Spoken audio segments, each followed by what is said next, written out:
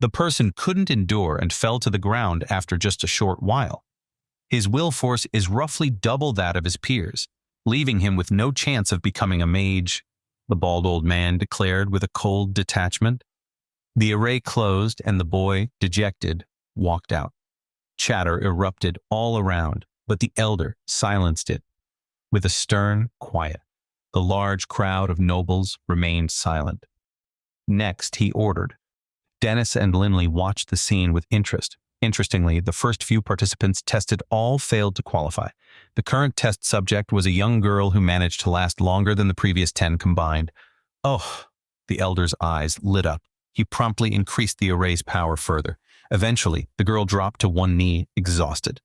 The bald old man nodded in satisfaction, a hint of a smile finally gracing his face. Her will force is 8 times stronger than her peers. With a mid-tier elemental affinity, she qualifies to become a mage. Ah, wonderful. The first to cheer wasn't the girl herself, but her father. Quiet, the elder said with irritation. A priest then came to lead the girl and her father over to where the academy recruiters were gathered. Many looked on with envy, knowing that becoming a mage meant gaining both status and power. As time went on, the hall became more crowded because the trials were to go on the whole day and continue for the next week. Most people weren't in a rush. By the time it was Linley's turn, the line of examinees extended out the door. Next, the bald-headed elder called again. Linley calmed his emotions as he stepped into the center of the room, with Dennis standing by him. Only a powerful mage could sense the archmage. The ordinary mages stood no chance. Linley placed his hand on the oracular sphere, which glowed with a soft light, as it began its assessment. The sphere suddenly burst out with a brilliance like the sun, casting yellow and blue lights with occasional bright red flashes, causing those nearby to squint involuntarily.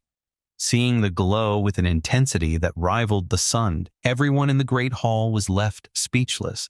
The bald old man trembled slightly as he glanced at the paper in his hand, which clearly stated that Linley was only 18 years old. Linley is 18 years old and possesses an exceptional affinity for earth and air primals, with a moderate affinity for fire. The bald old man's heart pounded fiercely. Typically, a mage's primal affinity was moderate, and even slightly above that was extremely uncommon. An exceptional affinity was even more incredibly rare. According to the current assessment, while others could take more than 10 hours to harness their arcane energy, Linley would be able to do it in just 1. The entire great hall erupted in astonishment. His affinity for 2 elements was truly extraordinary. This was simply too incredible. Is his connection to air elements really that remarkable? Dennis, standing beside Linley, was taken aback. Wow, I'm also proficient in air elements? Linley was stunned, and the question echoed in his mind as he looked at Dennis. Dennis looked impressed. I did say before that I could only detect earth elemental affinity. When you were channeling arcane energy, didn't you notice the air elements? Air elements? Linley was momentarily confused. The first time you guided me in using arcane energy, you told me to stay focused. I did notice some blue specks around me then, but I didn't pay much attention. Later, when I was absorbing earth elements, I was surrounded by them, and the blue specks vanished. Dennis understood the significance of Linley's newfound affinity for air elements. It was all about what was being focused on. If a mage focused on earth elements, the other elements would fade away. And that is exactly what seemed to be the case with Linley. Every time I trained or meditated after that, I found myself surrounded by earth elements, not even thinking about the air elements, Linley said, feeling a surge of joy. He understood that dual-element mages were generally more powerful than those with a single element. With the elemental affinity test complete, it was time to assess his mental strength. Linley walked confidently towards the circle where an elder of the church waited. Everyone around was eager to see how the boy would perform, especially after his brilliant showing moments earlier. Remember, when testing your willpower, hold on as long as possible, Dennis said, his tone suddenly serious. I don't know much about your wind energy yet, but with such strong natural talent, it would be a real shame if you don't learn it at the academy. Linley understood what he had to do. If he was to have a future as a mage, he had to do well in this next assessment. It would not be easy to hold on, but he had to. After all, this was the first step for him to reach all the goals he had set for himself. Please enter the circle. The bald elder rarely used the word please when addressing newcomers, but seeing how Linley had just performed, he made an exception. Even the surrounding nobles now viewed him with newfound respect. His exceptional natural affinity meant he could refine arcane energy quickly, allowing more time to train his will force, and his future achievements and abilities seemed boundless. Linley stepped into the magic circle. The circle's warm white light glowed, and then an intense pressure seemed to press down on his very being. The elder cast a fear spell, enveloping Linley in a palpable dread that seemed to press down on his very soul.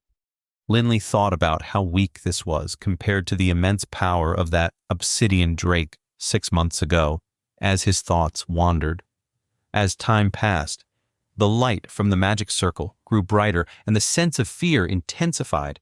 Everyone in the cathedral hall held their breath, realizing that the teenager, dressed in simple attire, was destined to become a powerful wizard in the future.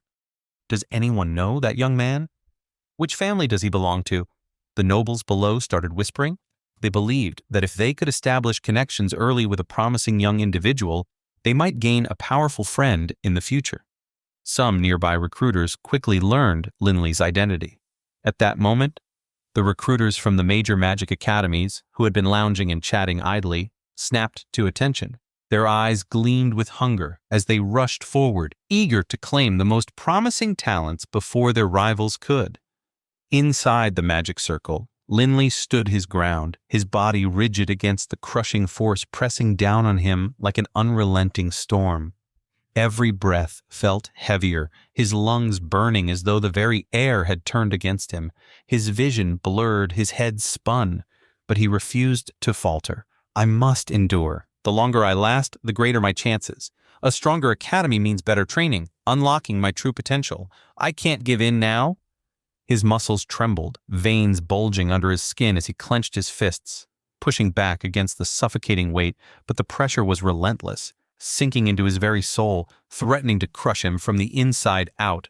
Then his body buckled. A gasp tore from his throat as his knee slammed onto the cold, unyielding ground. His hands shot out, pressing against the floor to stop himself from collapsing completely. His vision darkened at the edges, his breath ragged. But even as the weight threatened to break him, one thought burned in his mind: he could not fail. Everyone's gaze turned towards the bald man. The bald elder, his face glowing with excitement, declared in a loud voice, "His will force is 18 times greater than that of his peers and is rated as superior. He possesses exceptional will force and primal affinity." At this moment, several recruitment officers from various magical academies rushed in. "Greetings, Linley Wolfram. I'm from the Violet Arcanum, a prestigious magical institute. We sincerely invite you to join us. If you accept, your tuition will be fully waived and you'll receive an annual scholarship of 1,000 gold bucks. We'll also arrange for nothing but the most experienced mages to mentor you personally. Linley, I am from the Silverton Academy of Arcane Arts. We would be honored to have you join us, offering you a full scholarship and the guidance of our esteemed faculty." Seeing the enthusiastic crowd around him, Linley was momentarily taken aback by their admiration. It was impressive how quickly these recruiters had learned his name. "Excuse me, everyone. Please return to your seats." "We need to continue the assessment," the bald man said gently. He felt he could be dismissive toward ordinary people, but he remained courteous to representatives from the major magical academies. "Linley Wolfram, we at the Oakfield Institute warmly invite you to join us."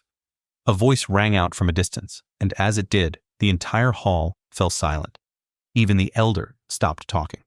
Linley turned to look. A middle-aged man in white robes approached, smiling as he spoke. "Exceptional natural affinity, superior mental fortitude, and mastery in 2 elements at an exceptional level. Linley, the Oakfield Institute would be delighted to have you. Would you be willing to join us?" Beside him, Hillman was also stunned for a moment before he immediately ran to Linley's side, his hands trembling with excitement. Linley was momentarily stunned by the offer from the Oakfield Institute, the most prestigious magical academy on the mainland. What did it mean to be accepted into the most prestigious magic school in the realm? Graduating from the Oakfield Institute meant that anyone could easily attain nobility in any kingdom, even in a standard role. The major kingdoms would formally invite exceptional graduates. In the vast land of Oakwood, the Oakfield Institute admitted only 100 students each year. 100 people a year, what were the chances of that? Everyone who entered the institute was considered a genius. Wait, that's not the end. You've just had a free taste. Now get the full story on the Pocket FM app, link in description. Check out our next video and play